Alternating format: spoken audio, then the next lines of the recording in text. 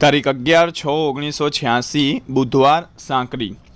સંતો કહે છે કે કોઈ ઓલિમ્પિકનો રમતવીર હોય ને એની ઓળખાણ આપે કે તરત એ રમતનું પ્રદર્શન કરવા ન માંડે, એ તો ઓલિમ્પિક થાય ત્યારે પોતાનું પાણી બતાવી દે।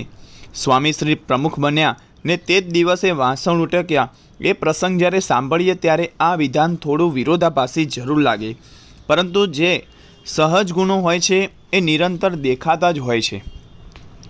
નિર્માનિતા એ સ્વામીશ્રીનો સહજ ગુણ। નમ્રત વેન ઉન્મતઃ। સ્વામીશ્રી એવા સંત હતા, પ્રમુખ બન્યાનો પ્રસંગ આવ્યો હોય તેઓ જે હતા એ જ રહ્યા। ગુરુપદે આવ્યા પછી પણ તેઓએ બોચાસણમાં મૂતરડી સાફ કરી અથવા તો દાંતણની ચીરીઓ ઉપાડી, એમાં પણ તેઓ જે હતા એ રહ્યા। પ્રમુખ તો એમની ઉપાધિ કહેવાય, જ્યારે પેલો તો સ્થાયી ભાવ છે। એટલે જ પ્રમુખવણી દિન એટલે સાદાઈ અને નિર્માનીપણાનો દિવસ। આજે પારાયણ નિરૂપણ બાદ પ્રમુખવણી દિન નિમિત્તે ખાસ સભા રાખવામાં આવી હતી। આજે આજુબાજુના ઘણા ગામોમાંથી ઘણા હરિભક્તો આવ્યા હતા। સભા મંડપ ઉપરાંત બધું જ ભરાઈ ગયું હતું। સંતોએ ઘણું જીવો હો એ કીર્તન ગાઈને સભાની શરૂઆત કરી। બાદ વિવેકસાગર દાસ સ્વામીએ ચાદર વિષયક પ્રવચન કર્યું। અંતે આશીર્વાદ આપતા સ્વામીશ્રીએ કહ્યું કે આપણે કંઈ કરવા સમર્થ નથી, પણ ભગવાનને સંતની કૃપા થાય તો જ કાર્ય થઈ શકે છે। શાસ્ત્રીજી મારા સમર્થ પુરુષ હતા। તેઓ નીકળ્યા ત્યારે મુઠ્ઠીભર માણસોથી આરંભ થયેલી કોઈ પણ પ્રકારનો સાથ નહીં, છતાં આ જે કાર્ય કર્યું એના ઉપરથી એમની હિંમત અને વિશ્વાસ જોતા તેઓ સામાન્ય વ્યક્તિ ન જણાય, તેઓ ભગવાનનું સ્વરૂપ હતા। શાસ્ત્રીજી મહારાજે બ્રહ્મ સ્વરૂપ થઈને પરબ્રહ્મની સેવા કરવાની વાત છડે ચોક ઉપાડી। આજે એમની સૈદ્ધાંતિક વાત લાખોને સમજાઈ ગઈ। એમણે જે કાર્ય ઉપાડ્યું એની સેવા આપણને આપી એ મોટા ભાગ્ય, અને એ સેવા આપણે કરી શકીએ છીએ એ પણ એમની કૃપા। બાકી એમને તો આપણા જેવા હજારોએ હોય, લાકડાને ચેતન બનાવી શકે। વળી આપ જેવા સંતો હરિભક્તોનો ઉત્સાહ છે એટલે કાર્ય સારું થાય છે। હવે તો આદિવાસી ભાઈઓમાં પણ ભગવાન કાર્ય કરે છે। પોતે હજારોને વ્યસન છોડાવે। કેળે તો કેળા લાગે પણ થોરે કેળા લાગે, એમ જેઓને નાવા ધોવાની ખબર ના હોય એવા માણસોમાં આત્મા પરમાત્માનું જ્ઞાન જોવા મળે। ભગવાનની દ્રષ્ટિ ઓપરેશન કરીને અજ્ઞાન કાઢીને જીવ શુદ્ધ બનાવે એવા ગુરુ પર આસ્થા વિશ્વાસ દ્રઢ રાખીને એમણે આપેલી સેવા કરવાની છે। સ્વામીશ્રીના આશીર્વાદમાં ગુરુભક્તિ અને નિર્માનીપણાનો સહેજ બોધ મળતો હતો। અહીંયા વસતા હળપતિઓ અને હરિજનોના જીવનમાં સદાચાર આવે અને તેમના પોતાની શક્તિઓનો ખ્યાલ આવે। પોતે કઈ રીતનું જીવન જીવી રહ્યા છે તે અંગે સભાન થાય અને તેમનું નૈતિક સામાજિક આધ્યાત્મિક ઉત્થાન થાય। એટલા માટે સ્વામીશ્રીએ ખાસ આનંદ જીવનદાસ સ્વામીને દરરોજ સાંજે તેઓના ઝૂંપડે જઈને વાતો કરવાની આજ્ઞા કરી હતી। તેમની સાથે વિવેકનિધિદાસ સ્વામી અને વણિન્દ્રદાસ સ્વામી પણ અવારનવાર જતા હતા। આજે તેઓ તેમના ઝૂંપડે ગયા હતા। એ લોકોનું જીવન જોયું અને વ્યસનો મૂકવા અંગે વાતો કરી। તે દરેકને સ્વામીશ્રી પાસે લઈ આવ્યા। લગભગ 25 જેટલા આબાલવૃદ્ધ હળપતિઓ હતા। લગર વગર વેશ, નૂર વિનાનું, લાચારીને છતી કરતું મુખ, મહેનત અને પૂરતા પોષણને અભાવે ફૂલી ગયેલી નસો અને કાલે શું ખાઈશું એવા ચિંતાના ભારને હળવો કરવા થોડાક તો પીધેલી હાલતમાં જ આવ્યા હતા। એમાંનો એક બાબર ભીખા એ દરરોજની 10 રૂપિયાની મજૂરી મેળવે, એમાંથી 5 રૂપિયાનો દારૂ ઢીંચી જાય। પરિણામે ખાવાના સાંસા, ઘરમાં ઝઘડા, છોકરાઓ બેહાલ જેવા। સ્વામીશ્રી તેમને સમજાવતા કહે, તમે આજથી દારૂ ન પીવાનો સંકલ્પ કરો। રોટલા ખાઓ તો તાકાત વધે, અને તાકાત વધે તો ડબલ મહેનત થાય અને ડબલ પૈસા મળે। અને દારૂ ન પીવાથી એટલા પૈસા તો બચ્યા જ હોય, સાથે ડબલ મહેનત કરવાથી વધારે પૈસા મળે, એમાંથી એ બચે। તમે થોડું ભણેલા ઓછા છો, 5 રૂપિયા રોજના જાય એટલે મહિને 150 રૂપિયા જતા રહે। એટલા રૂપિયા બચે તો એમાંથી તમે ખોરાક લઈ શકો। છોકરાઓ ભણે, તમે વ્યસન કરો તો જાણીને દુઃખી થવાય, અને અમે ગમે તેટલી મદદ કરીએ કે સરકાર કરે તો એ આવી રીતે પૈસા ચાલ્યા જાય એટલે ત્યાંના ત્યાં રહેવાય। ન છાપરું સારું થાય, ન છોકરા ભણી શકે, માટે એ પાપ તો કાઢો જ। સાથે ભગવાન ભજીએ તો આપણને બળ આપે અને વ્યસન છૂટી જાય। આ મને 65 વર્ષ થયા। વર્ષોથી જો અમને વ્યસન વગર ચાલતું હોય તો તમને ચાલશે। માટે દરરોજ ભગવાનના દર્શને નિયમ રાખવો, રોજ પ્રાર્થના કરવી, મકાન સ્વચ્છ રાખવું। દારૂથી વધારે ટેન્શન થાય અને દરરોજ પ્રશ્નો ઊભા થાય। આ અમે પીતા નથી તોય અખંડ આનંદ રહે છે। માટે નિયમ લો, તમે દુબળા છો જ નહીં, માટે એમ બોલો પણ નહીં ને માનો પણ નહીં. એક હળપતિ કુકડ છના કહે, સ્વામી આજથી હું નહીં પીવું.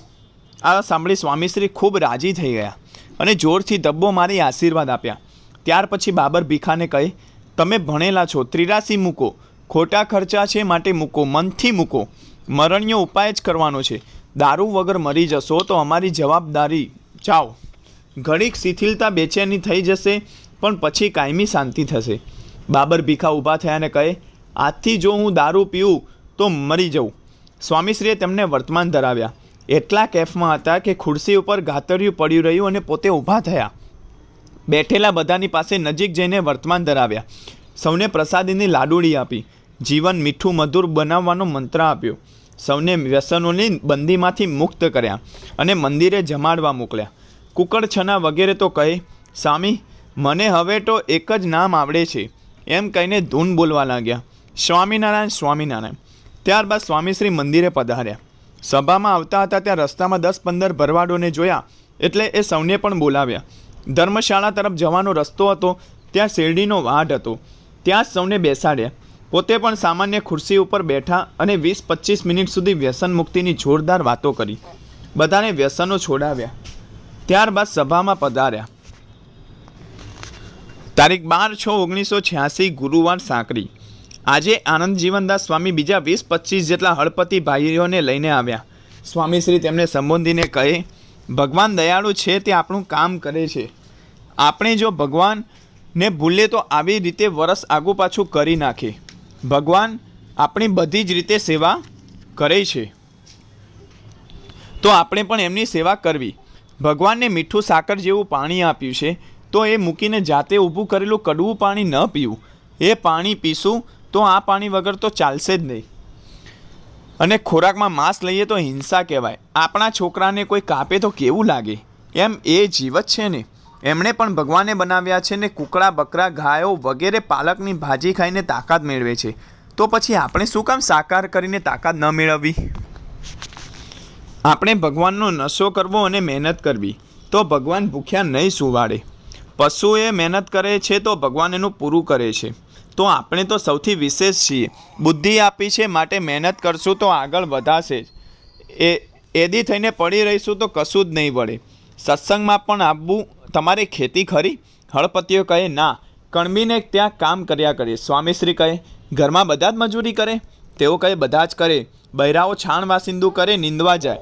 સ્વામીશ્રી કહે, તમે લોકો થોડોક તમારી પરિસ્થિતિનો વિચાર કરવો તો એ પૈસા બચાવવાનું મન થાય.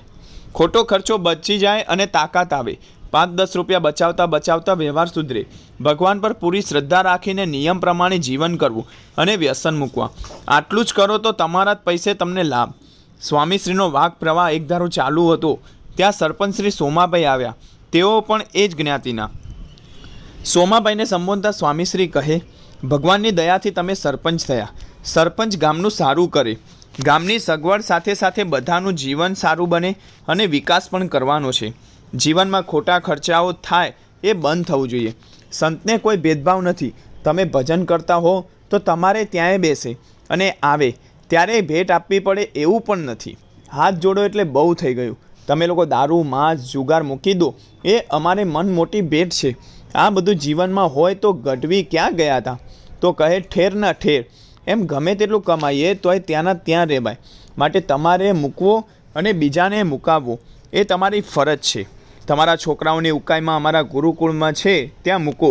અમે બધો ખર્ચો ભોગવીશું, ભણાવીશું, ભણશે તો આગળ આવશે, નોકરી મળશે. માટે તમારે શું વિચાર છે? અધમીંચી અને લાલ આંખો તથા અસ્પષ્ટ સ્વરે બોલતા સરપંચને જોઈ સ્વામીશ્રીએ પૂછ્યું, અત્યારે દારૂ પીધો છે કે કેમ? સરપંચ સંકોચાયા. પછી ધીમા અવાજે કહે, એ તો શામી બહુ ભાર વધી જાય એટલે પીવું પડે. આ સાંભળી સ્વામીશ્રીએ ભારપૂર્વક કહ્યું, તમે ભલા માણસ, ભણેલા થઈને ભાર શું કરો છો? ભાર નાખો ને ભગવાનને માથે. આ અમારે માથે ભાર છે પણ અમે નાખ્યો છે ભગવાનને.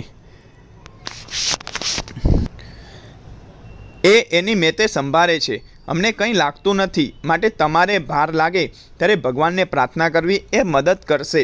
તમે દારૂ મૂકો. સ્વામીશ્રીની પ્રેમપૂર્વકની દલીલોથી પીગળતા સરપંચ કહે, સ્વામી, હવેથી હું દારૂ નહીં પીવું, બસ. સ્વામીશ્રી ખૂબ રાજી થયા. પછી સરપંચને વર્તમાન ધરાવ્યા, સાથે બીજા સૌને પણ વર્તમાન ધરાવી વ્યસનો મુકાવ્યા. સ્વામીશ્રીએ લગભગ પોણો કલાક સુધી એક ધારી તેમને વાતો કરી હતી. આ લોકોની વિદાય બાદ ગામના પટેલો વડીલો આવ્યા હતા. તેઓને પણ વ્યસનો અંગે સ્વામીશ્રીએ આને આ વાત દોહરાવી. બાદ મંદિરે પધારીને ઠાકોરજી જમાડ્યા. જમ્યા બાદ ગામના યુવકોને પણ આ જ વાતો કરી સત્સંગાભિમુખ કર્યા. સ્વામીશ્રીને વ્યસનો મુકાવવાનું તાન જીવમાં હતું. બાકી 3 કલાકમાં એકની એક વાત 4 વખત કરવા બેસીએ તો આપણને ખરેખરો કંટાળો આવી જાય. જ્યારે સ્વામીશ્રીને તો આ પ્રવાહ ઉલટો વધારે ને વધારે ધારદાર થતો જતો હતો.